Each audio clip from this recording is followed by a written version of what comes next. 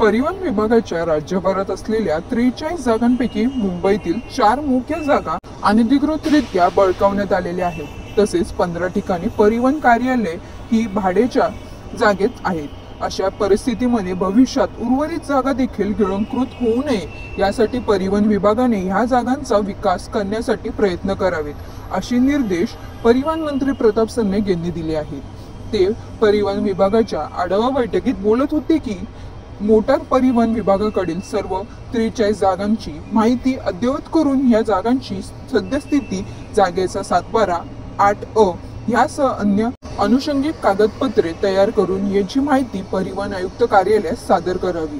जिथे अतिक्रमण झाले आहे त्या ठिकाणी ते दूर करण्यासाठी कायदेशीर प्रयत्न करावे।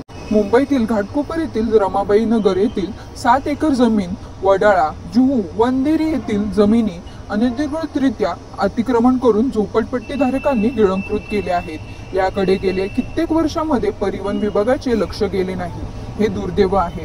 यापुढे अशा प्रकारे जमिनी हडप केल्या जाऊ नयेत यासाठी परिवहन विभागाने कुंपण घालून घ्यावे व लवकरात लवकर सदर जमिनी विकास करण्याचा आराखडा तयार करावा, असे निर्देश या बैठकीत मंत्री प्रताप सरनाईक यांनी दिले।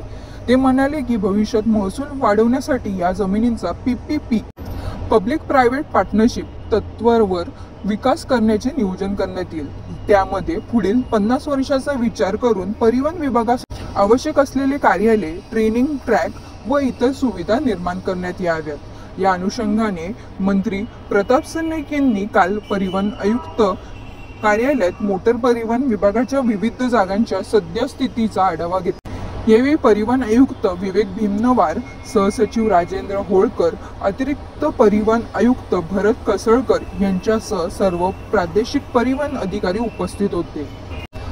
परिवहन विभागाच्या स्वमालकीच्या जागांची संबंधित अधिकाऱ्यांनी पाहणी करावी। त्यासाठी विभागाकडील जागांची माहिती संकलन व अन्य बाबींसाठी समिती गठीत करून प्रत्येक जागेची स्वतंत्र नस्ती तयार करावी।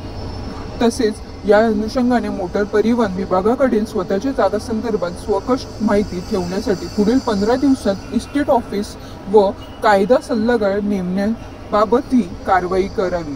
20 जून पर्यंत जमिनीविषयक सर्व कागदपत्रे तपासून त्यांचे प्रमाणीकरण करण्यात यावे, जेणेकरून या जमिनींच्या विकास संदर्भात अंतिम निर्णय घेता येईल।